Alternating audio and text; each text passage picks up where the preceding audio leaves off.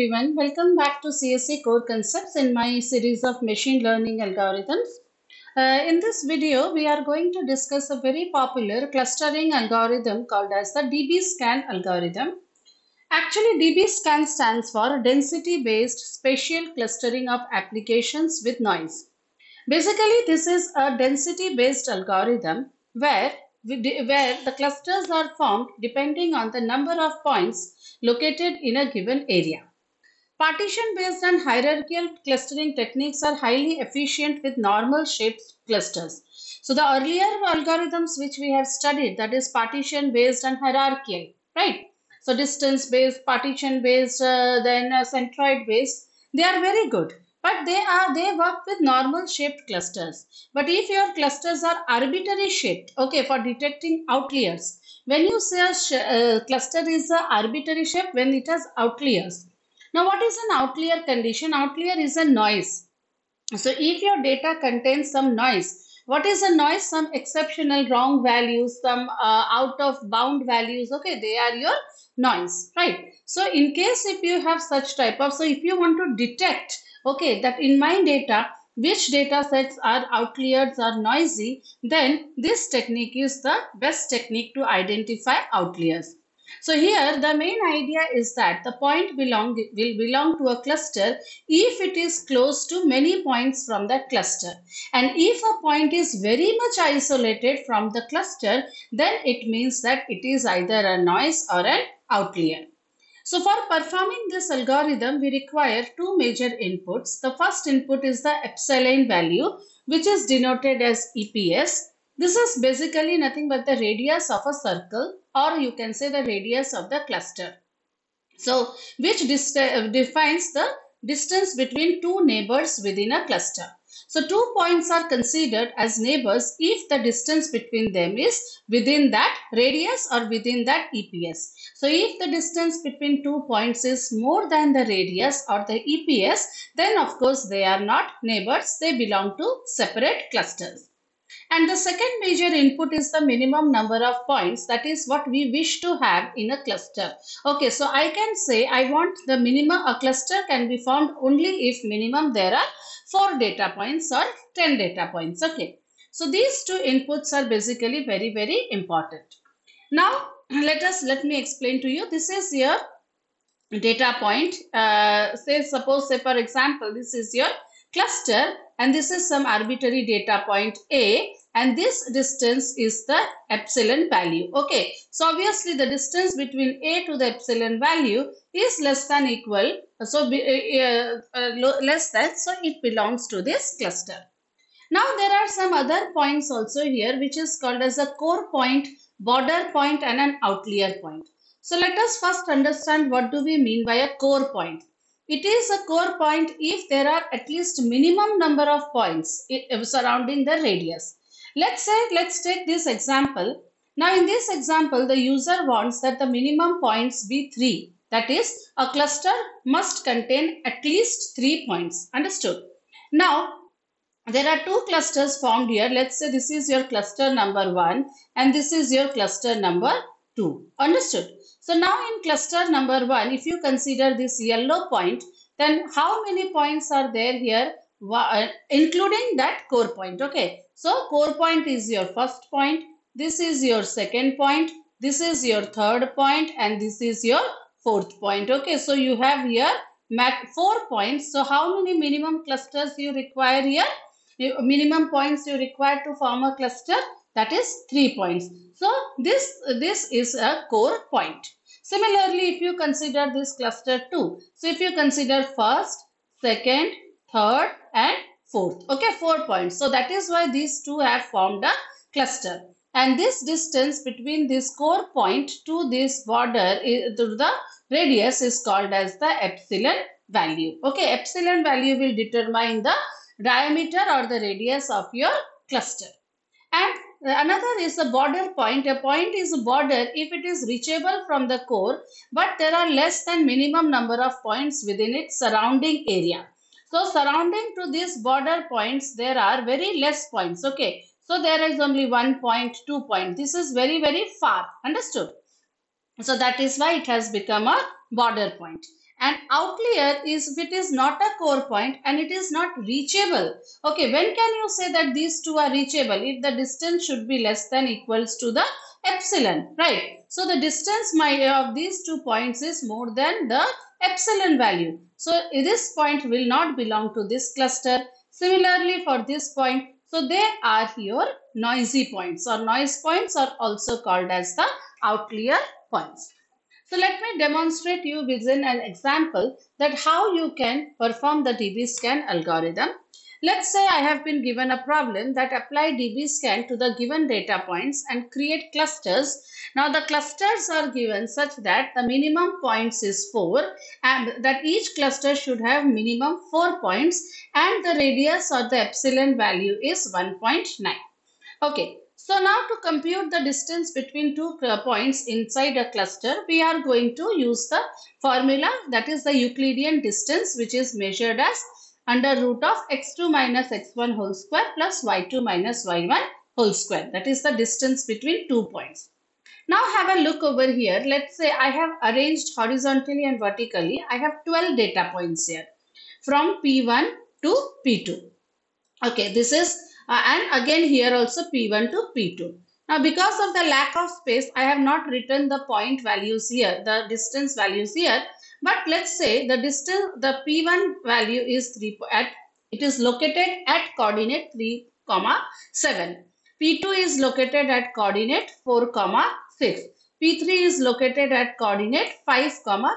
Okay, so if you have a XY plane, let's say this is XY plane. So in that 3, 7, here is your P1. Then you have P2. P2 is at 4, 6, so on. Understood? So this way the points are there.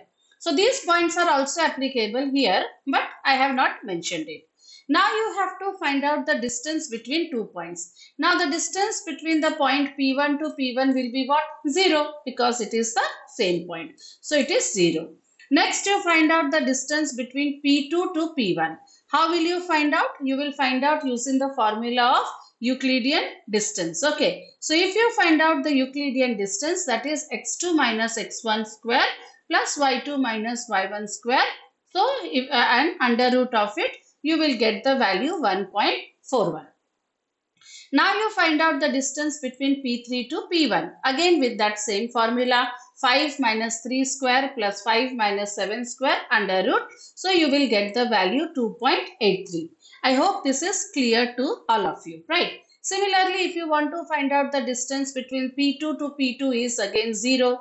Then P3 to P2 is 1.41. P4 to P1 is 4.24. To P2 is 2.83. So similarly, I have created this whole matrix. This is the first step, that you have to find out the distance matrix, right? And the distance has to be computed using the formula of Euclidean distance.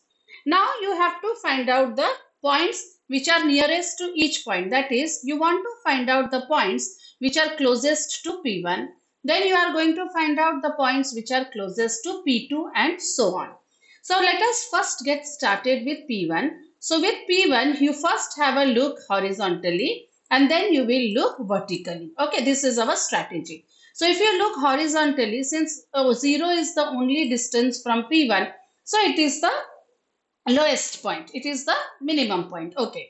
Now look at this P1 column. Okay, P1 column. So if you look here, what you can find out here is that you can see 0, obviously 0, the value should be less than what?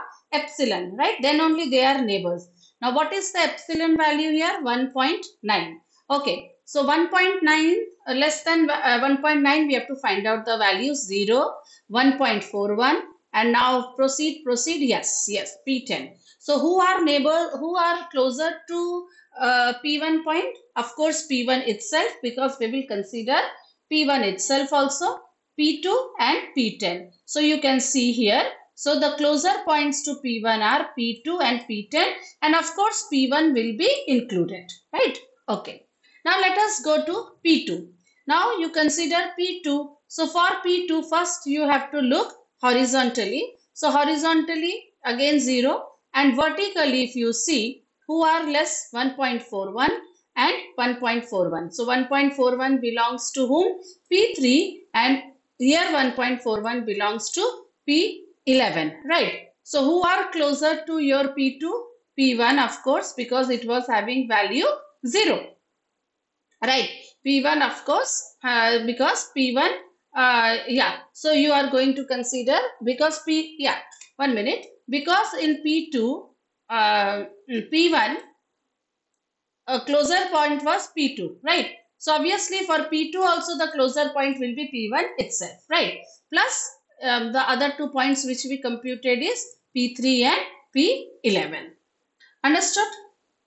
Because if you look at this horizontally, of course you will find that 1.41 is also less. Okay, if you look P2 horizontally, so you will find that 1.41, 0 though it is there, P2 is already there, it itself will be counted, and since 1.41 value is less than epsilon, it will also be counted. So who are the neighbors of P2? P1, and from vertically if you look, they are P3 and P11. So you can see the three neighbors of P2 are P1, P3 and P11. Now let us go and check for P3. So first let us see horizontally. So horizontally who is there? Obviously 1.41 will be there. And vertically if I look P3, if I look P3 vertically, so it is again P4. Okay, that's it. Okay, so only P4 is the neighbor. So who are the neighbors of P3? P2 and P4. So P2 and P4 are the neighbors of P3. Fine. Now let's have a look at the neighbors of P4. So let's see P4. So first you look at it horizontally. So horizontally 1.41. Okay. And vertically if you look P4. So let's see who is there. Yes, this is there. P5 is its neighbor. That's it. Only P5 is its neighbor. So who are its neighbor? P4 ke neighbors are P3 and P5. So P3 and P5 are the neighbors. Now let's have a look at the neighbors of P5. Let's see first it is horizontally we will see. So horizontally 1.41 will come. Whom does it belongs to? It belongs to P4. Fine. Now let us look it vertically. So if I look it vertically, it is P6 less than epsilon, P7 less than epsilon, P8 less than epsilon. So many neighbors it has. So it has how many neighbors? First of all, it has P4, P6, P7 and P8. P4, P6, P7 and P8. Okay. Then go to P6. Let's go to P6. Find out the neighbors of P6. So P6 first you look at it horizontally. So obviously 1.41 that belongs to P5, that will be there. And now let us look at it vertically. So P7 is its neighbor. Yeah, that's it. Nobody else is its neighbor. So only two neighbors it has, P5 and P7. Now let's look at P7. P7 if I look at it, so horizontally if you look, you have two neighbors horizontally. This is P5 and P6 are its neighbor, right? And vertically, do you find any neighbor? No, we don't find any neighbors. So it has only two neighbors, that is P5 and P6. So same way if you find out, I can find out that for P8. So for P8, if I find out only vertically, horizontally I can find out this neighbor. Vertically, I cannot find out any neighbor for P8, right? So only one neighbor for P8. Then for P9, if I find out horizontally, so I do not find any neighbor of P9 horizontally. Can you see here? Okay. So I do not find any neighbor of P9 horizontally. None of them values is less than epsilon. So if I look at it vertically, let me try. Okay, if I can get, yes, I got one neighbor of P9, that is P12. Fine. Now look at P10. 11, P10, yeah. So P10 has one neighbor, P1, okay, horizontally, and vertically also it has one neighbor, that is P11, fine. P12 horizontally I can find only one neighbor, but I am not able to find any neighbor vertically, so that's okay.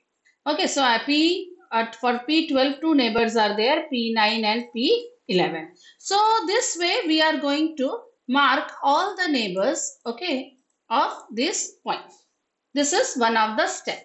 Now, among all these neighbors and all these points, you have to find out which are the core points, which are the boundary points, and which are the noisy points, right? So, let us see the core points. So, first let us write down. So, identify core. So, for P1, first you write down the neighbors. So, for P1, who were its neighbors? Okay, let's see. P1 itself has to be counted, understood? And P2 and P10, understood? So, three neighbors were there for P1. So, since P1 has three neighbors, okay, now minimum number of points you want here is 4. If you see the problem right from the beginning here, the minimum number of points you require here is 4 to form a cluster. So, it cannot be a what? It cannot be a core point. So, it can be a noisy point. Understood? It is not a core point. Right now, we will say it is a noise. Now, noise can be a border. It cannot be a border. It may not be a border. Okay. Next, let us have a look at P2. Who are the neighbors of P2? How many neighbors P2 had? P1, P3, P11 and P2 itself. So, 4 points it has? Yes. So, it is a core, right? So, now let us find out from here who will be the cores. Who will have at least 4 neighbors. So, P2 is a core, okay. Then we can see P5 is a core because it has how many points? 1, 2, 3, 4 and 5. So, P5 is a core point and P11 is a core point, okay. 11, 2, 10 and 12. So, P. So, there are 3 core points here, that is P2, P5 and P11, and it is said that the number of cores is equals to the number of clusters. So, one thing is clear that you have 3 core points here, that is P2, that is P5 and P11. So, these 3 are your core points. So, you will have 3 clusters. Now, we have to check if rest of all of them are noise. They are not core. Now, among these noise, I have to find out who are the border points. So, if they are the border points also, then they are in a part of that cluster. And if the noise points are not a border, means they are outside and they are outliers. I hope you understood this. Now, to find out whether it is a border or not, it should not be a part of the core point. Understood? Let's see P1. Okay, now let us first write down who are the neighbors of P2. Okay. So, who are the neighbors of P1? For P1, P2 and P10. Okay. So, what is a core point? P1, P3 and P11. Right. So, it is a border. Okay. So, if it is a border, it should be a part of a core point. So, for P2, P1 is one of the neighbors of core point. Which core point? P2. Okay. P2's neighbors are where what? P2's neighbors were P1, P3, P11. So, P1 is a part of a core point. Yes, it is clear, right? So, since it is a part of a core point, means it is a border point. Okay. Now, let's go for P2 is of course a core. We don't need to check. Let's check for P3. Now, let's see P3. Is P3 one of the neighbors of any core point? Yes. P3 is a neighbor of P2, which is a core point. So, it is also a border point, right? P4. Let's see P4. So, is P4 a neighbor of anybody?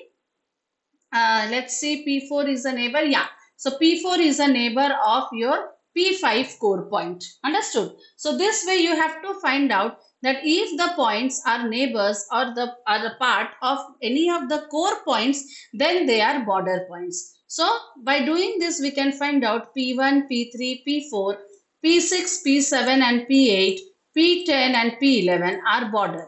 So, then P11 is a core. Then who remained? P9 remained, which is neither a core nor a border. That's it, right? Only one point has remained like this. So let us try to plot these points. I was telling you the graph, no? So what was the point of P1? This is a graph I have made for x-axis versus y-axis. So P1 point was, let's say 3, 7.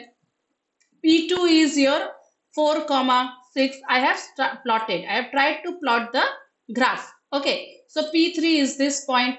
P4 is this point. P5 is this point. P6, P7, P8, P9, P10, P12, P11 and P12, right?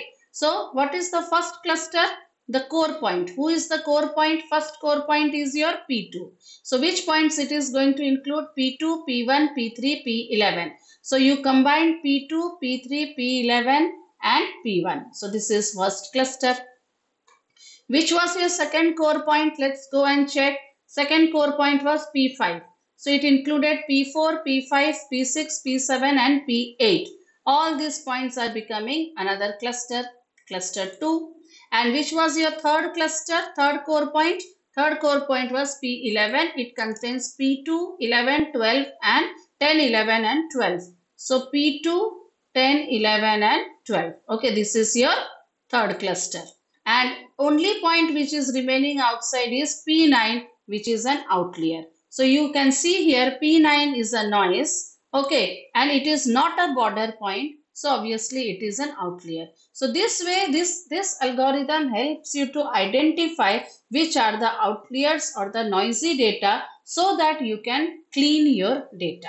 Okay, I hope I was able to make you understand the DBSCAN algorithm. Please go through it and make sure you do it on your own so that it is very much clear to you. So please, for more such videos, don't forget to like, share and subscribe to CSE Core Concepts. Thank you.